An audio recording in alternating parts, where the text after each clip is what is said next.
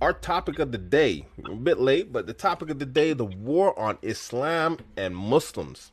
It seems like it's full fledged in full effect right now, man. Did you see that video? What's it called? Cuties. Did you see that Cutie. little that Netflix introduction Cuties? Did you see that thing? Yeah, I didn't see the video yet, but I saw the intro and I saw all the blabber about it. And I'm not sure why they're getting all upset. I mean, they're still gonna play it. They didn't do anything. Yeah. It's like, oh, we're sorry that we posted this ad, but we're still gonna play it. So it's airing. And I mean, bro, I was just talking to my wife just a few minutes ago, and I said, look, um, if we don't push, you're gonna get pushed. That's just the way. That's just the way nature works. You know what I mean? So if you look around at the Muslim Ummah right now, we've been just very passive. You know what I mean? We're just kind of sitting around, just like stuck. Reacting. And of course, bro, these guys are aggressive.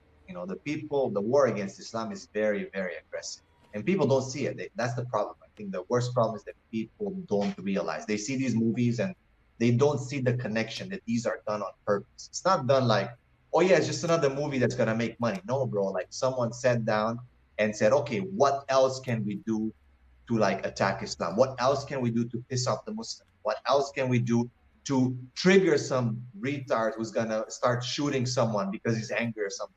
Then we're gonna get more attention and exactly what we wanted. You know what I mean? I mean that's kind of what they want to do. They always want to push the buttons, and when the buttons are pushed, someone's gonna react, and someone is gonna do something, and they're gonna say, "Yes, that's exactly what we wanted." See, the Muslims, yeah, that's exactly how they are. The way we told you, they're backwards, they're terrorists, they're evil, they're violent, and Mm. they want to get you. So they get what they want in the end. Yeah. You know what's crazy to me though? That we actually got Muslims supporting this stuff. And they all said they don't support it. But then anyone who owns a Netflix account and pays those people money is supporting it. I remember back when they came out with that first like video series, or I don't know if it was movies or a TV series, I didn't care, where they depicted Isa alayhi salam as a homosexual. Yeah. And I just canceled my account. I said, look, my wife had an account. Actually, I never had an account, but my wife had one. I said, look, I said, cancel it right now. She's like, what? I said, just cancel it. I said, they're out here making Isa alayhi salam look like he's like a homosexual and stuff like this. I said, we ain't giving anybody who does stuff like this money. I was like, they was already on edge as it was, in terms of a lot of stuff they were producing. I said, but now they're like, attacking the NBI. They're attacking the prophets and the messengers of Allah. I'm like, this is just not going to work. And now here we come. They're like in an outright war now against the Muslims with Just this whole cuties thing. It's like, where yeah, did you just think they were going to go next? Hmm? before the lockdown, they had that the Messiah. Remember that series that started? Man, they've been up so much, man. I don't even know. Yeah, is that what it was? The Messiah?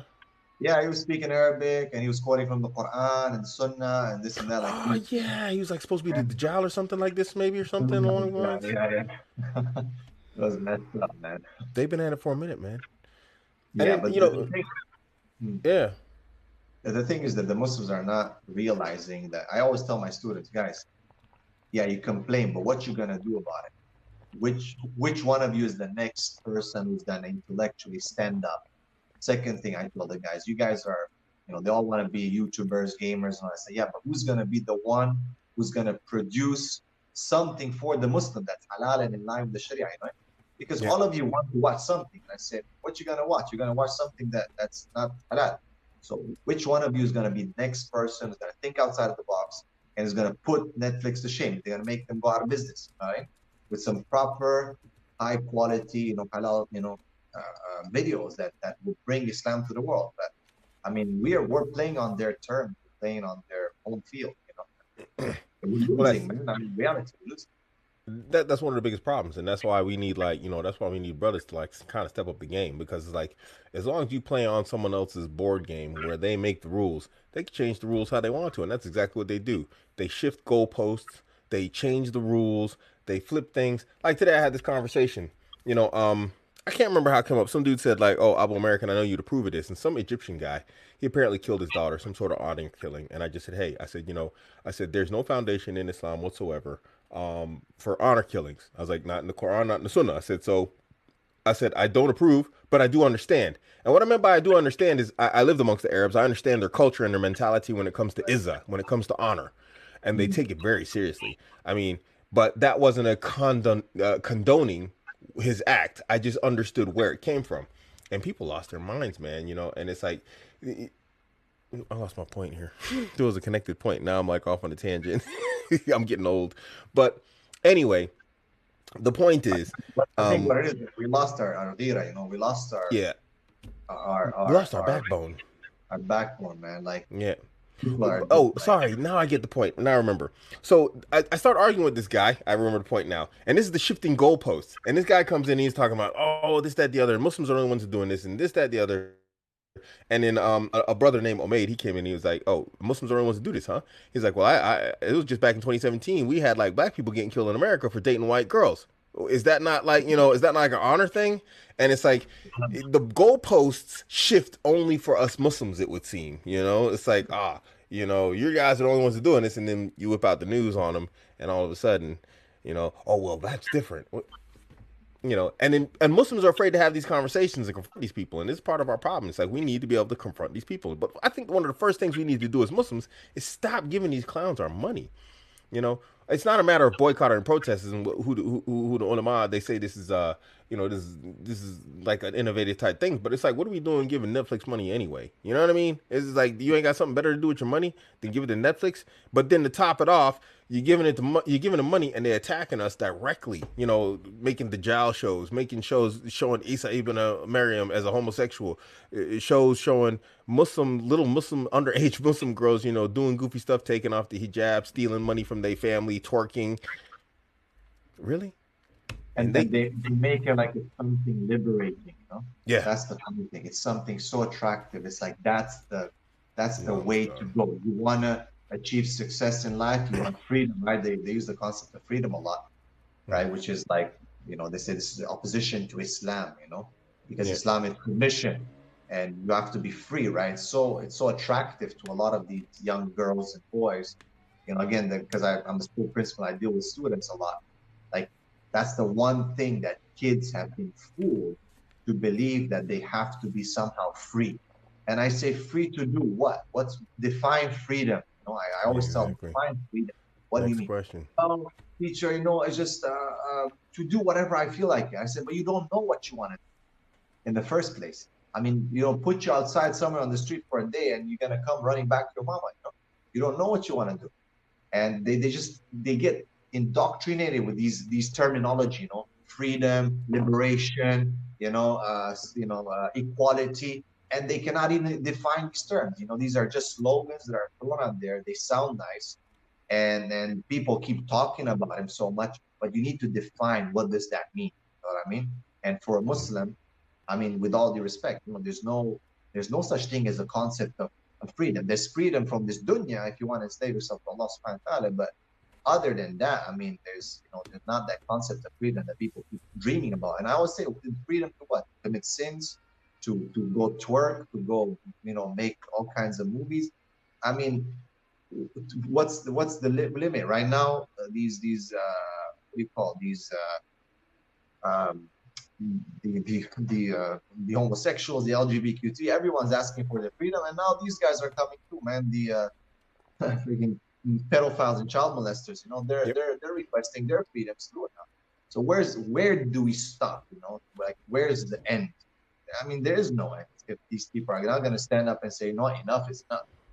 Yeah, you said it right there. There is no limit. That's the funny thing about the line in the sand. When everybody's like, the line in the sand, there is no line in the sand. It just keeps pushing. It keeps getting worse, and it keeps getting worse, and keep getting worse. And if you don't push back, if there is no pushback, then I always bring up the comparison of fighting.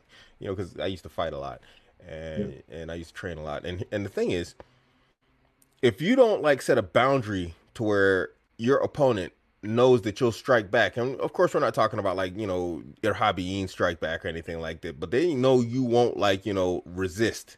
They're gonna roll over you. They're not gonna give you any mercy or any limits. They're just gonna roll over you. And this is part of like what I do on Twitter. And on Twitter, I'm quite the eccentric character. But if you for a minute yield, they will come for you like mad. People will start coming out of woodwork that you never knew existed. You already don't know who half these people or half your attackers are. And that's us as Muslims already. People coming out of the woodworks, they just hate us because they hate us. Then when someone starts becoming an apologist for something that we really shouldn't be apologizing for, or something that we shouldn't be ashamed of, like, that we actually do have, modesty rules for both the men and the women, and they should, and we believe they should be enforced, then you find that these weirdos out of the bush just come out of nowhere. You know what I mean? We got our known haters, and then you just got those people. It's like when an apologist comes out, then all of a sudden everybody just starts piling on. It's like, well, where you come from? It's like, why? Because you're showing weakness.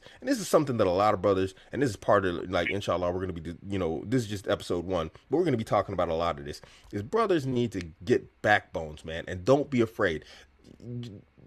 I don't care what it takes for you to do it. Just make sure it's halal. I get online and I just go to war with people. This is my religion. I don't care if you don't like it. Oh, well, don't you Muslims believe this? Yes, we do. Now what? And this is how we got to be with this war against Islam. We cannot be afraid because it's a war. Would you That's want to right. lose it? Losing this war means losing your iman. Whew, sorry, I get worked up, bro.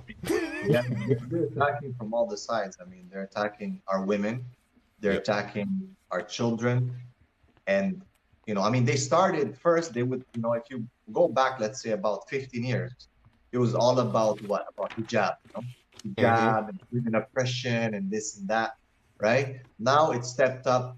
They've been attacking our kids in the last, 5 years, LGBT school systems, indoctrination to the curriculum, systemized indoctrination, explore your sexuality, explore this, explore that, right? And now they're actually coming after the men. You know what I mean? I mean, they're really going to the core because, as you said, bro, like like in a fight, if you're just gonna be defending and going to the corner, it actually gives the opponent that strength and encouragement to just keep hitting and fighting, right? And you see, right, when you show an angle of weakness, the other person is almost like they get this spur of energy and they just start pounding at you, right? It's like there's an encouragement, right? And they feel it. They feed off that weakness. I mean, when Yeah. you get caught up in the corner, you get a body shot and it weakens you. That guy, even he might be so tired, but man, he's gonna start pounding because he wants to knock you out, right? And that's what you see. If you're not gonna fight back, you're not gonna push back. That's what they're gonna do. They're gonna keep pushing you till they knock you out. And right now, they're attacking the core of Islam. And you know that you're in trouble when your own people are now slowly making a transition to the other team. Slowly. I'm not saying that they're there yet. Some of them are, Yeah. and Yeah. some of them are just straight up munafiqin. But the problem is that now you see from the just your general people that used to be with you, slowly transitioning, showing signs of weaknesses, saying something like, well, it's not really like that. We shouldn't be so hard on this issue. I don't think it should be approached that way. Bro, I think you have to look at the hikmah and the maslaha. And I say, okay, of course, we know hikmah and maslaha. This is from the Sharia, but defined by who? By them or by us? That's the question. And Indeed. and that's the sad part. Like I've seen over the past 10 years, we lost so many brothers. Like we lost so many people, have burnt out and have slowly crossed over and just kind of like now they're questioning the ayat, they're questioning hadith, they're putting their heads above revelation. They're, just changing, twisting things and saying, look, we're living in different times. It's difficult Oh time. We gosh. have to take care. And I say, bro, but what do you mean difficult times? Like, did the Anbiya not live in difficult times? Have they not sacrificed their lives so you and I can have La ilaha illa Muhammad Rasulullah? And we're willing to give it up so easy? I mean, it's a shame, man. It's a Yeah, shame. it really is, man.